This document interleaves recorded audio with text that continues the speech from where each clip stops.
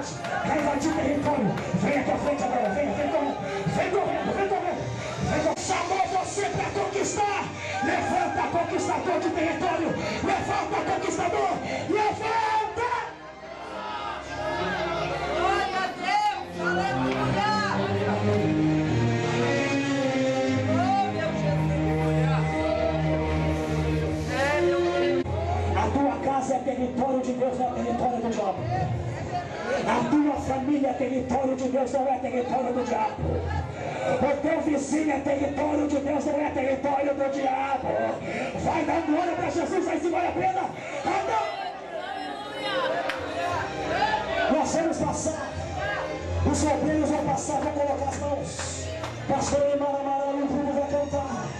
Enquanto nós estivermos colocando as mãos, você vai receber de Deus aqui a autoridade para invadir territórios, para passar territórios, para ir além da margem e fazer a obra missionária. Em nome do Senhor Jesus, você vai receber. Você vai receber de Deus. Obreiros do Senhor, me ajudem. Passe, comece a colocar as mãos, por favor. Coloque.